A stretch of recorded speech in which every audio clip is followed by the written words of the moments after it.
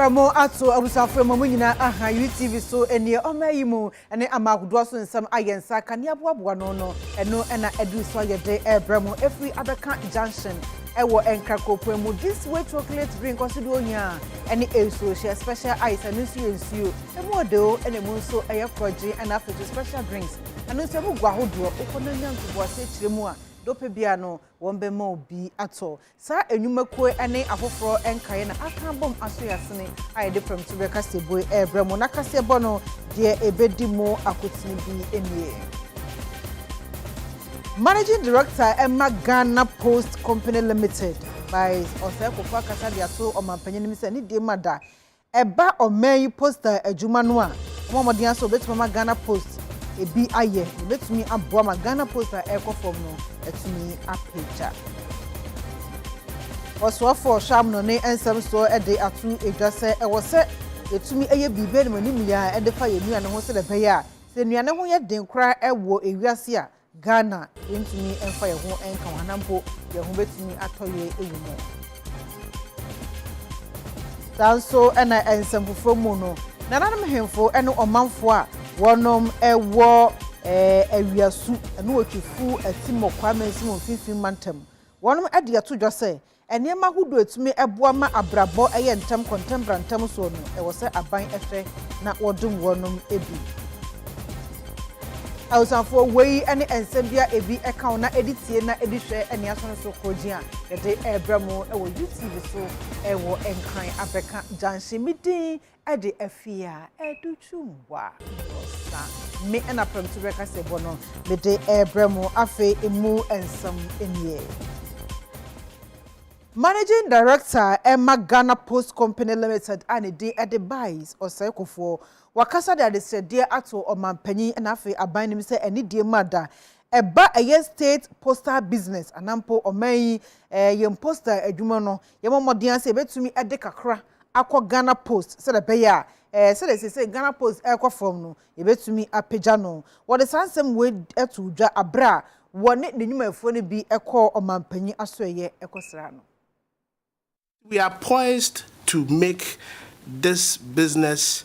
a dividend-paying business to government. We know that for a long time, over 30 years, Ghana Post has never paid any dividend to government. But during this period, this board, one of the key vision that we have is to grow the organization so that the organization can start paying dividends to government. Your Excellency, we are poised to do that, we resource to do that, but we will still need the support of government to be able to do and execute this perfectly. Your Excellency, we have two very basic requests, which we believe strongly, if you are able to consider, it will make this vision of Ghana Post paying dividends to government a reality and not a facade, not a saying. Your Excellency, we've studied post offices and post administrations around the world. We've studied the one of Kenya, the one of Egypt, the one of Japan.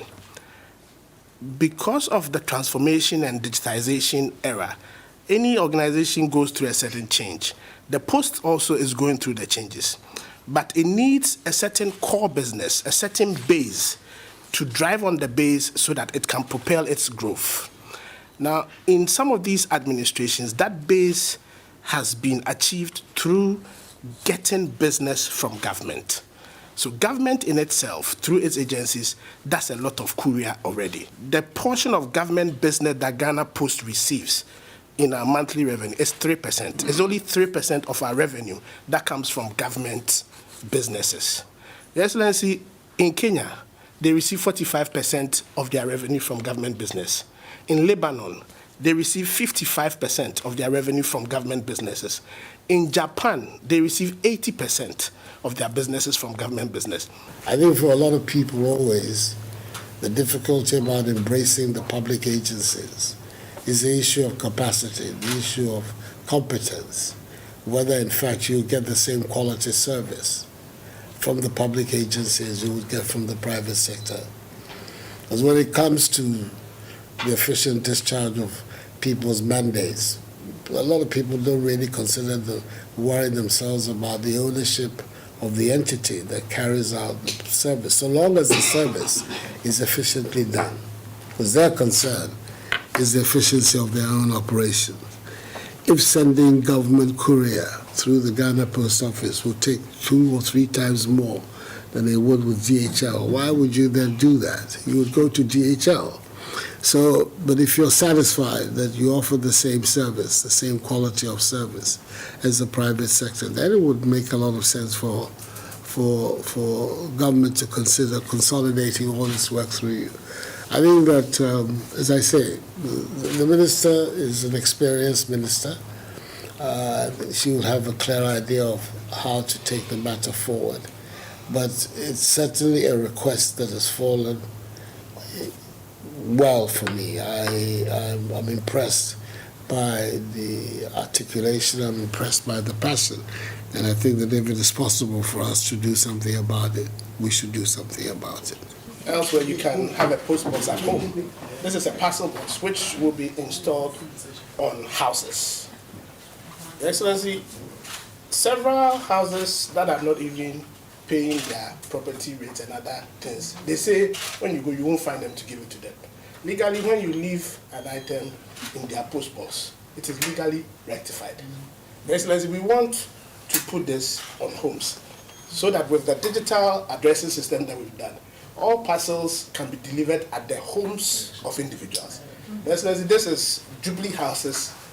box. I see our number. Digital address on it that we want to officially present. Thank you, Your Excellency. Ghana Swafo Shamnone and some so ma Michelle Ayoko Boche Akasa ewo United Nations so ekasemu ewo New York amemu no de ato dwase wo sam na manyina da yetumi ekabom eye ba ko dis se papa bia ne da so ewom egu akwan se da be ya dache bia no enkoba se enua no ho be ye den na emokwan to honom ama ekom kataban enyiniti ewo wiase titiru ebebiman ahodo emu. Orumanyafo Shelia Yokobotwe ne kasa yimno no ochirima COVID-19 yiniti aya ne se ekona Ukraine ne Russia to kwanso bebu mu ama wiase ama ahodo so nyina no eho no makwakwa ye tare ne titiriw ewo nnuane ho nsem ne sai so ntini mpenifo kan bi wo ma man mpenifo nyina no emra so woka wonti epam ho na otua na mo na ekombra ne atisi amanfo amanso bro ne si food insecurity no ohwe ho asem no waka. A global food crisis triggered by the COVID-19 pandemic and its supply chain impacts is being aggravated and exacerbated by the ongoing war in Ukraine. The ramifications indeed go beyond our food systems. Entire economies have been disrupted, with millions and millions experiencing severe economic hardships under conditions that threaten the stability of national life. The need for urgent and bold international action, both to respond to the humanitarian disaster unfolding in parts of Africa and to build resilience for the future, has never been more urgent. Let me thank the United States and you, Secretary Blinken, for your leadership on this vital global issue. I would like to make a few brief points on the way forward. First, we call for a global plan that ensures a well-sequenced, timely, systematic, and comprehensive response to the crisis that we face. That plan should support the implementation of the African Common Position for Sustainable Food Systems. It should address the $1.5 billion United States dollars Africa Emergency Food Production Plan,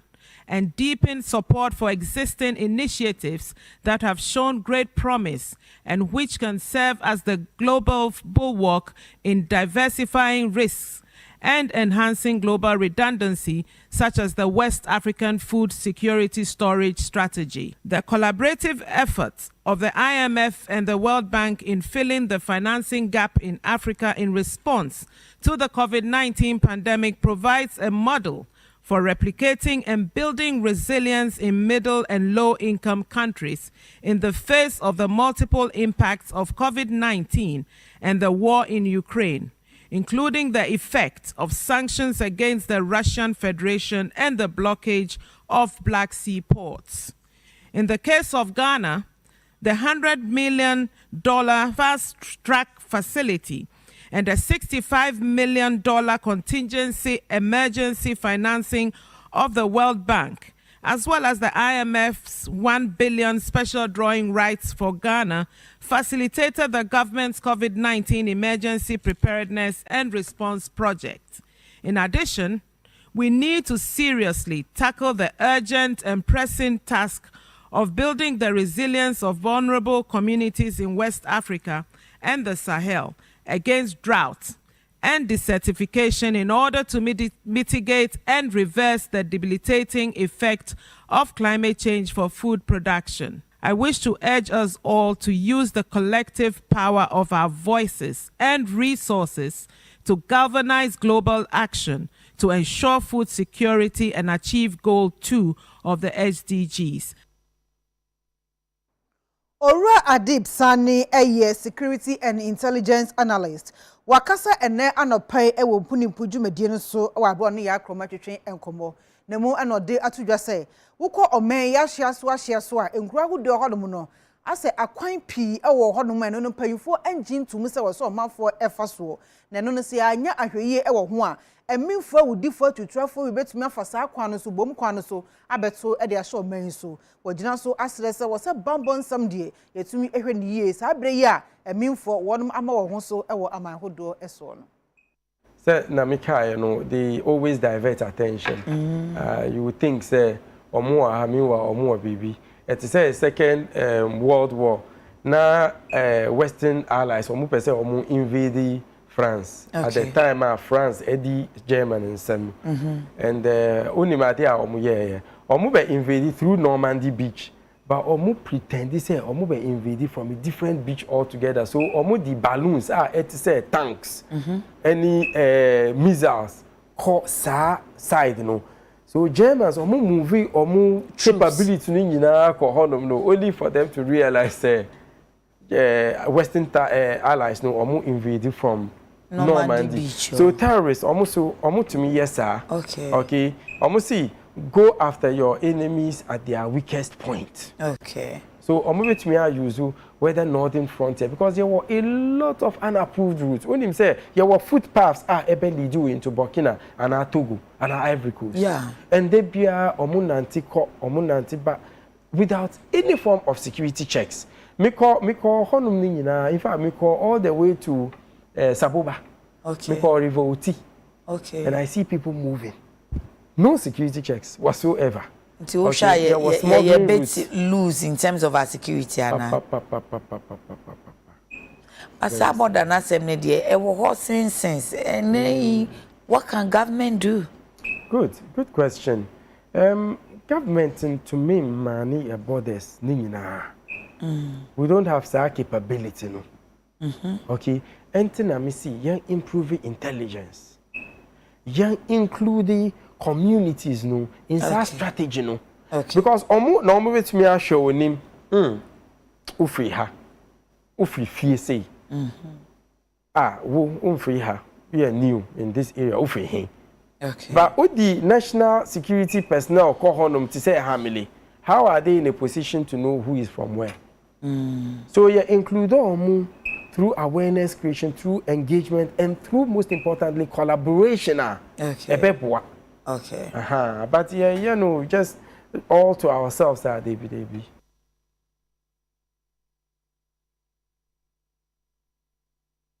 I was for young kwa humana sonia ni yensem tweni McBaron entwetwen komo akakra anope wakọ aprobo ewo Jowlu special school potem hono mu no no eno de abetu dwa se akwan ayaye no foforo hono mu road ayaye no foforo hono mu no yade asese ntokro ahyase ebedidem ahomete Mark sortment ka ma hen njo sorry ma ohun ye de Mark aprobo no akosi say yo so do Jowlu sisi ya kwan a abai chase ya kan say resources ya na say asfalting moya asfalt do na waka communities do na mu no so do Jowlu so abai aye bi obe do na ho ama kwan so aye feye ba de ba kwa ye hu o Jowlu basic school na chi abai school o Jowlu ofa asa oko Jowlu special school Now order no left turn. I got Jolu basic school na chi ho kwan amaya asfatin and chebia no. Yeah, mu up to Tokro, mu to Tokro say mu to akọ form one. I say we the driver before one na draw on your betum.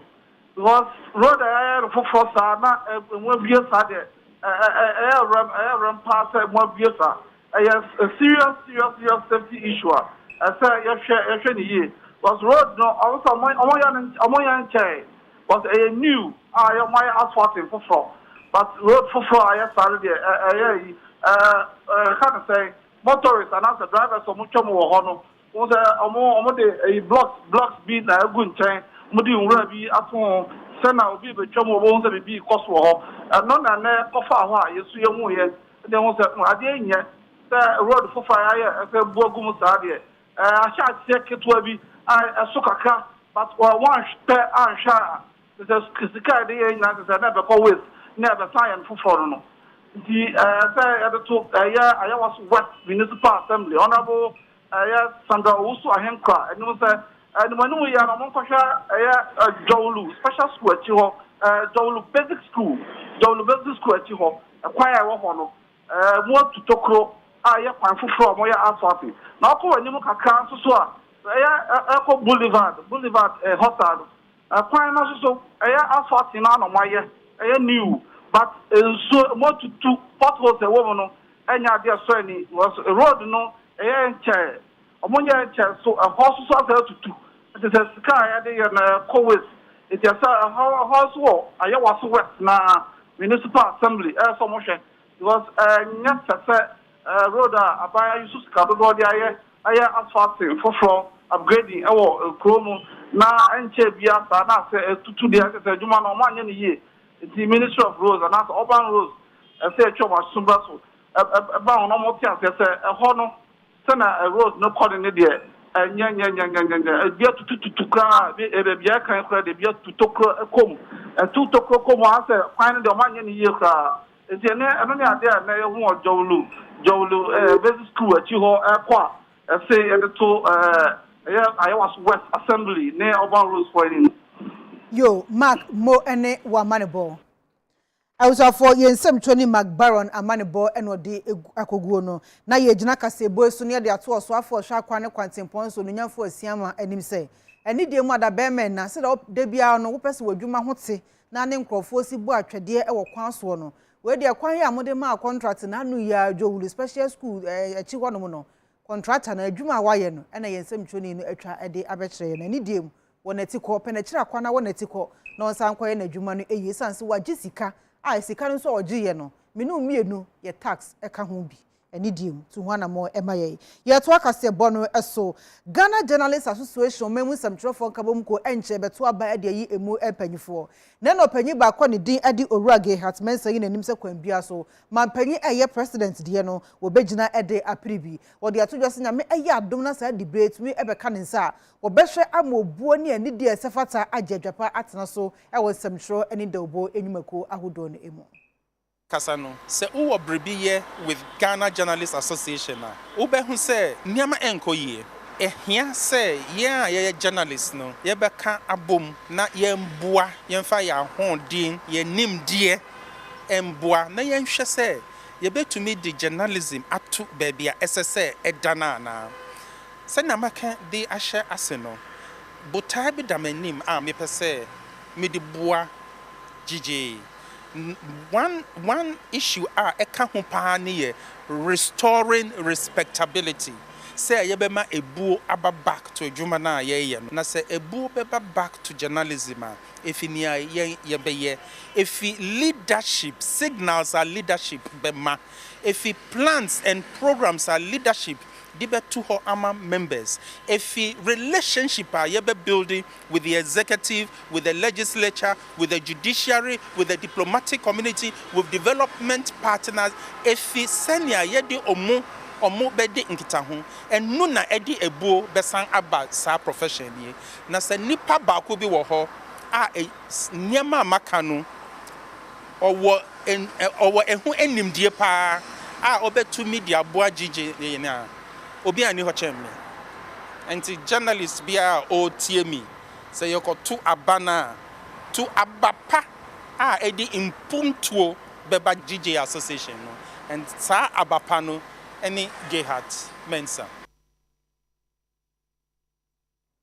Bantsman Rashibedwani a woni ononyafo Francis Asenso Boache woni ne manfo ahia ewo ohwim amanfrom abatom pesua so ko wiase no wo hawa hudu a etata woni ma enam so ema wonum empuntuo entumi MP enkoso da no woni omo atwetwen enkomo ewo ho na sa ko twetwe wo to di MP's Community Clinic. Onimonyam for Francis Asenso Boache ede ye mrahye bedwani ede ma bantuma ono kra na ye Minister for Works and Housing emra obeye mrahye bedwani wo bantuma no wa ye enhyehyeye bi a ebre no woni na manfo a omowo constituency ho ehia no ene wato ne din MP's Community Clinic na no ene timeboa ema adehye omowo ho no womo ewo ohaw anaso mo asem bi omo de beto mrahye bedwani no anima womo enya na omaka sere be ya ono soso watimetie na wotu anamo enam so ama na wotwe so no sa adwumadie akoso a amanfo ensem a eda omakoma so womo editu nanim youtube ensem twefo kopie ho a oromunyamfo Francis Asenso Boache ekasa okire ensem no bi mu sei parliament ko break na yami adoma next week na besa ko back nti se me ba me constituency na me no ma be dinkita ho na ma hyehyɛ program bi e frɛ no MP's Community Clinic ene ya konya bi me nyane constituency no tenase one-on-one na obia beka na asem kyerɛ me na no ena utimi etinsem ehun no ma bi e ha ma esi me ba esi bebre a omudi dwa omo pesika kakra de ahyem na so ba san so na eti ho na mo so mo ni say your maslok or your other forms of financial assistance this support to small business into no basa na maje details no na me so megina so they apply be a mom and ebinum so ba be count certain community needs ebi am so to ana e fa omo ebi so se omo hia community clinic e wa ha tete se ma fi se pepo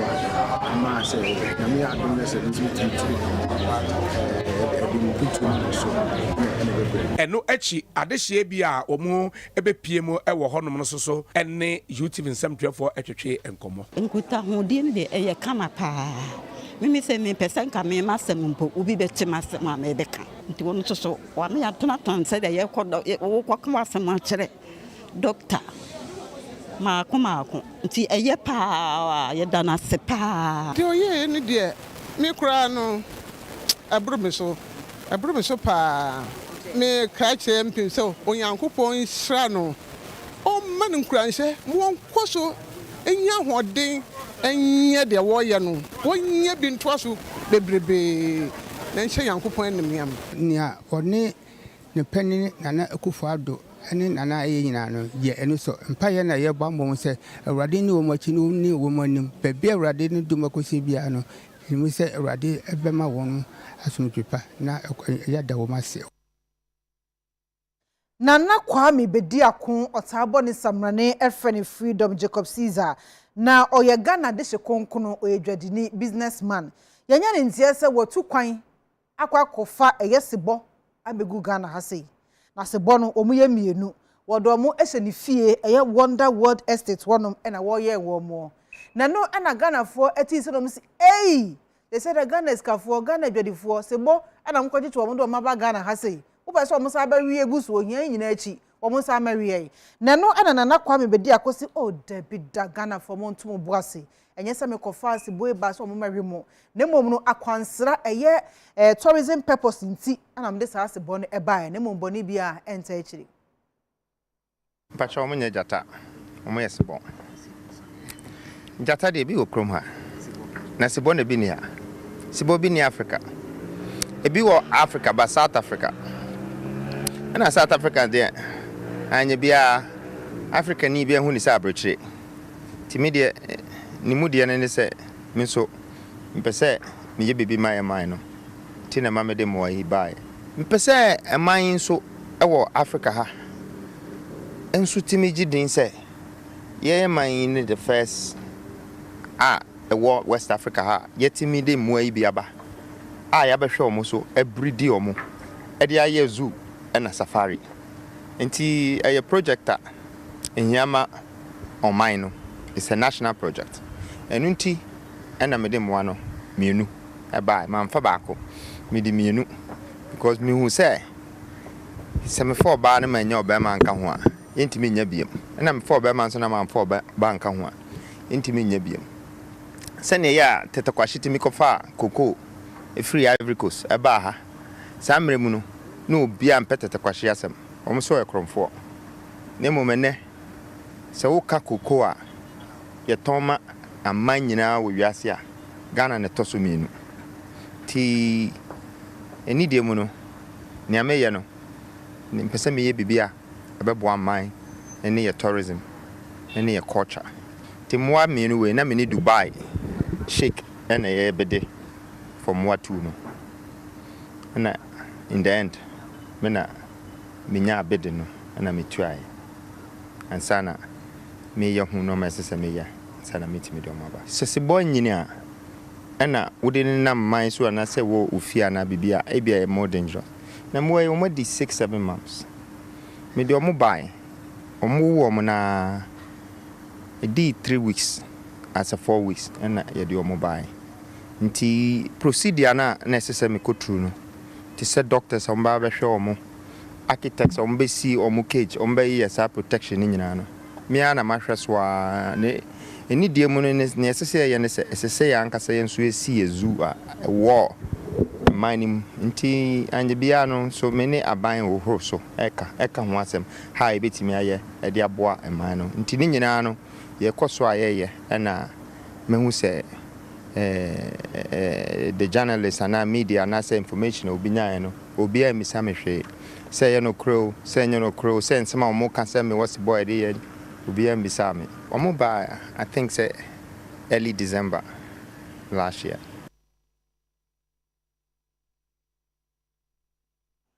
Ausanfo sa ensem kroya ho no na Ghana Police Service Accra Regional Police Command wonom ede atu edwase enano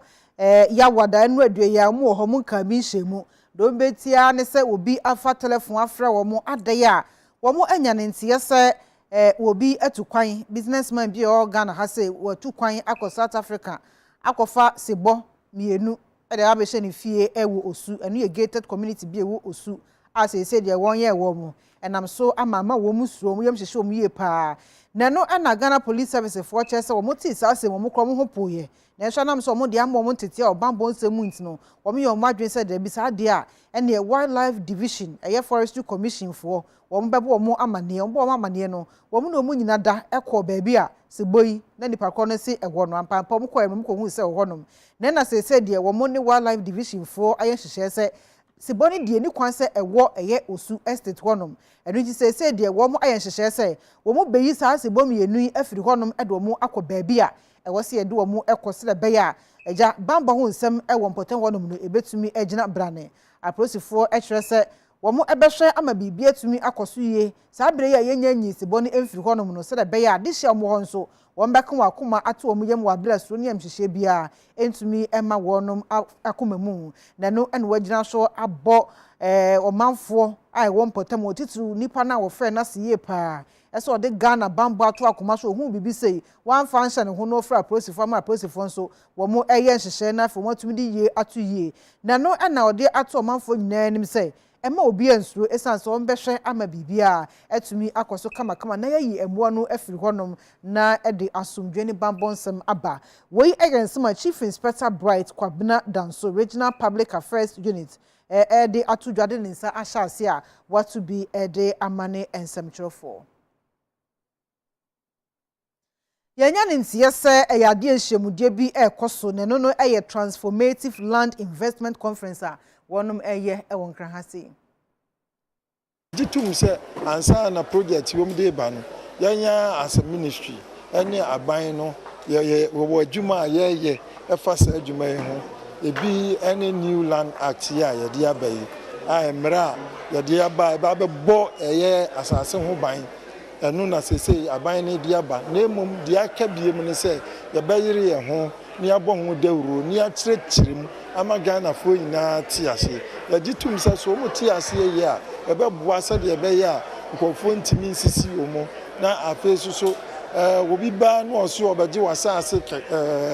tetrete e de aye adwuma bi a osu be hu se ye wo mra e de boss a nsase kese na ye to no ye wo mra e de bon ho ban ese osuso ene sa nipa ni nyina mo be di san hyehyɛ no so sa de ebe ya mo wiye no na wo nka so obi asisi sa so na nipa koro no so a wo ba na wo ba be investment no ono so nka sa wo so asisi enti wo so asisi no enti we de asem papa ye de ye wo ho ye beta wo machi ahwe say ye project no e be successful. It's not just one person or one entity that can claim an interest in any parcel of land, and that therefore every interest must be addressed, every interest must be accommodated, and every interest must be heard. So again, Nananum are not resistant to changes in land and land tenure. Nananum are receptive to it. Nananum want to be a partner. They want to be one of those agents of change for the better. But Nananum do not want to be left by the wayside as a casualty. Nananum want to be included. They want to be heard. They want their concerns addressed. They want their expectations noted, so that at the end of the day, we can have an all-inclusive and all-beneficial outcome in this endeavor that we are striving to.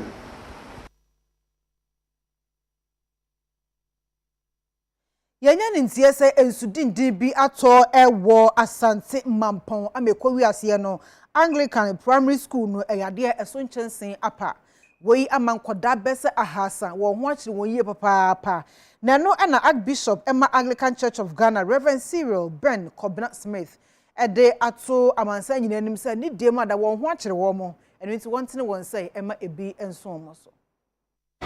school and kwada wo mu pa mu facilities na dan no any friends say roof no problems ankasa na nanu weekend na ntu eto ya afedie etu dan ni nyina so gu fom nti we dey yesre ye kweku ani omamu aboafo agencies ahodo ne corporations ahodo say Mumra Mampon, Simonicus experimental school ID, infant junior, Namama boy. Na dano so to do na MTF year was na a chance for Ibuso. The Sregana Pugina said Mumra Mampa this year and a Wafuna. Esremi MP,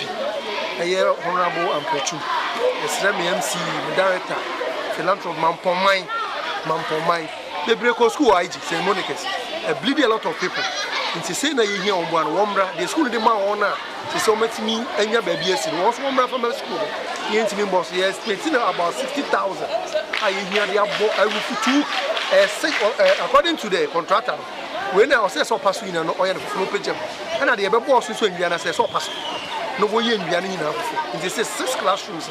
I see a penny in us. It's a Misre, a Sreni, and a baby age one, but you see, America saying so close to see America. San Cola, I say a airport, and I say a combine. The school is a highly populated school, and because of Nidia, Jenna, Juma, 4 years, I'm not Obia and a buyer. Eba, Oko classroom, as at now, population can enough from next room 1,300 and you are. In the BBQ to every touch amount classroom, you say a whole child. You buy in Sunny toy, your books, The books nyina for me register as a teacher, me register me notebooks, me teaching materials nyina say enti yes adofo ne mwa mbaye mwa ne mwa na ye moye dan so because enka ne Monday anopenke ye ba ye wasenke ye try there but ntimi try there afi ne ye dry books nyina ne ye cupboard enti yesem a mbaye mwa. Emum ene asusi yesuku eno ewo mampon ekuyapem empanyufo eda no akasa ede atodwa se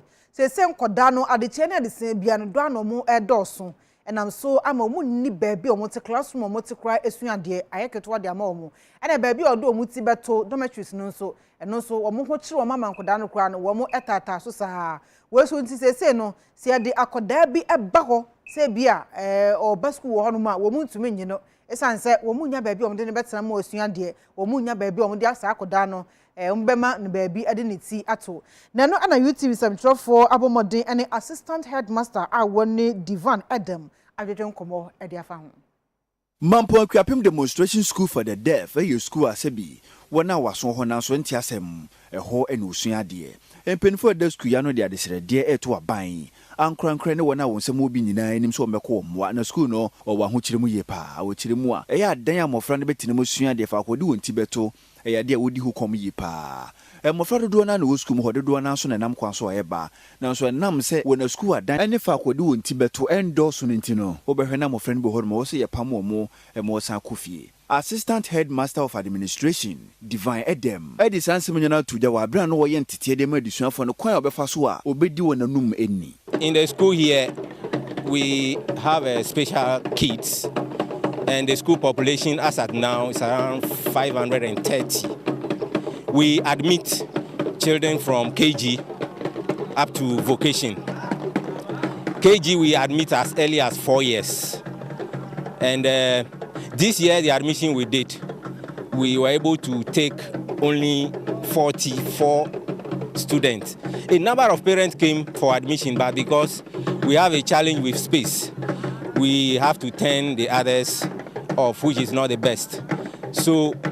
if we were to get space, then most parents who come with issue of admission will be able to address that. Currently, there are 2 dormitories under construction. One for the males, one for the females. It is going on, but very slowly. The last time we had an information that we have to hold on for some time because of funds. If those dormitories are really in use, we'll get a lot of space for classroom and then for dormitories for the kids to be admitted. So we are appealing to people who can help us to support the government. If they can provide some funds for us, we'll use it to complete the building so that we'll move the kids to the new hostels, then we'll make way for classrooms for the children. Naneka say chile no, openyina wo no an Amazing Grace Children's Hospital. Wadano Dr. Gloria Nimo enso din sem sei etudwa. Hu hia setem bia fi bia no. Ye ba ne ye make sure senkola no enya oroke. Need say ye ma ye ni kosa nkola we no ho. Woma omaso esi sebi omaso esi anase wani afra na obi wo ho a na ne mpom no krante se ebi a ne otimi gina ho apondin mu na wo munyina no pamocho mumiye momodin an yentu yeni na yenhwe wo mo esanse sankola we no wansa no betimi anyi aye mpanyi a ne ho eden no na se yaro a wo enum kra etimi ekoso koma yaro ye no ni nyina free enum anasa akwala bi kra betime nya kaka na ontimi enkasa esanse na so asi anase owo cognitive disorder bi na ontimi nkyere se ye me ya in fact eno so ebeye den pa.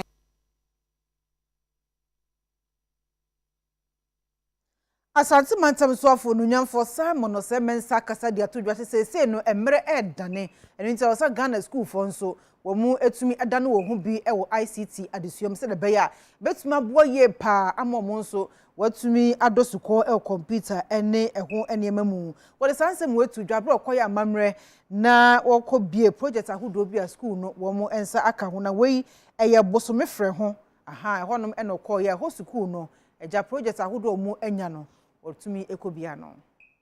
Ormonyanfo Simon Osemensa Santemantama Suafo na okasa abra omo ya amane ne amamre na afe eye enwuma di ahodo a omo aye efa enwumasua ho kwan ben so na akande ya betimi aboa ama adesua etimi akoso ama school for so enkanka eba abefo adesua mekire eye ICT adesua no a amamfo a omo wo eye bosome frɛ ho mensin wa Santemantama no omo ho so ebetimi ahe a omo sa enwumadi nyina eye adwumakuo bi a yato omo din Madam for Ghana Foundation omo enetimi esi ya Asantemantama Suafo no munyamfo Simon Osemensa ekopie mu a oni mpanyimfo etimi adanadi na nkuro ne ebi ye eye esanse apewu ampaha ene nkuro a aka oto a ne nsem no so sei ba bia na ma akọ na asiti no ho akohia pa ti enkola no a wo mtre yi afi no omo ba ne de o sesa adwumadi a Madam for Ghana Foundation ayamo omo a school no omo si bia no ICT center wo mu no omnyo mu nsua ne ye usua ne ye a ebeboa ebedrum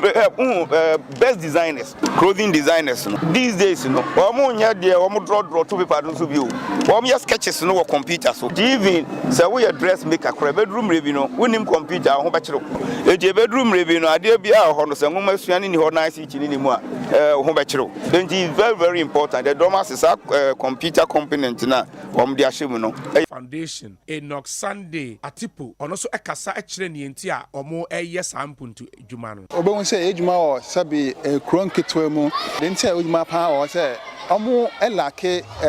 these social amenities obi ho ni so obi ho ni school dan obi ho ni toilet sabi o bi ankwa mako toilet wo enti ho na say omo hiamoa on say aban zo na say amafo be boa mo boa krokase mu a say obenya din ye de nya din na ya pe say solve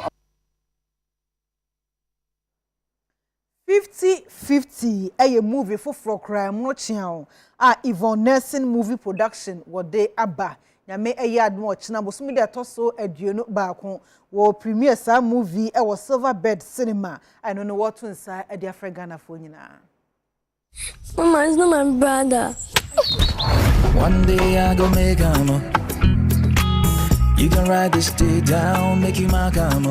50-50 eye sine foforo kra awuraya ye friend Yvonne Nelson wono ene produce ye na onyankopon eye adoma eye memne da ebe 21st May 2022 no wo mo ebe premiere movie no anaso wo mo ebe yini ne edi kan kra e wo Silver Bed Cinemas ya ewo Accra Mall na saa sini enipa kuku dama wo mo atwa sini acha wo mo ewo movie mu bi eye Majid Michelle John Dumelo Yvonne Nelson no ankasa ene wo mo mkeka hu bia wo mo nyina eba be pie mu ewo red carpet no eso ama adofo chia womu na sini ekasafa emema mienu a womu eye nuafo a womu akwakodo oba baako ya eho nsensem ahodo a etwagu ye ewo sinim no enye asem ketwa kra enti nyankopon eye adom a memenda 7 pm pepepe na womu ede ahyehye so ewo Accra Mall Silver Bed Cinema na chese rate no eye kuma bi 50 Ghana cedis pe ye ni awura ya wode sini eba monten eye Yvonne Nelson no ye de no atwetwe nkomo ama wakasa afa red carpet ene anikansem ahodo a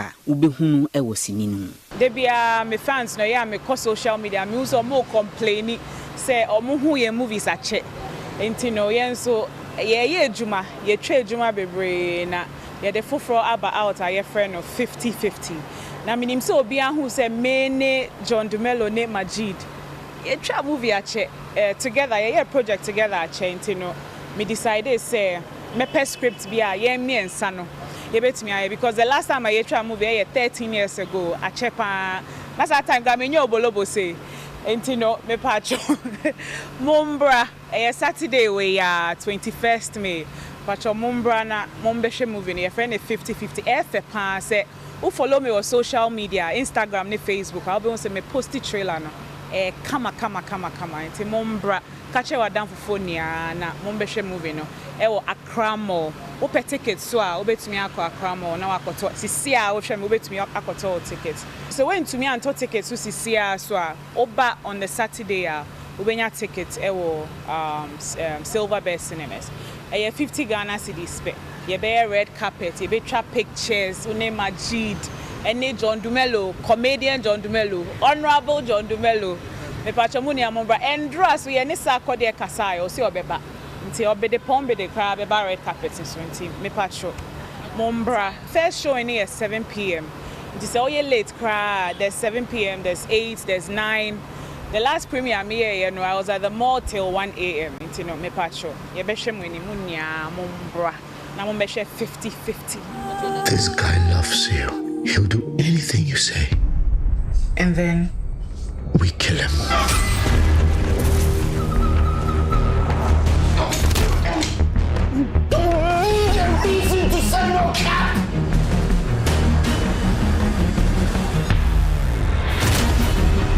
I need my fair share of the game. Where fair share means what? 50-50, of course. Agudie mu nsam ena edru so bongo de fara aye krado o de beto aso etwe ho abasesia.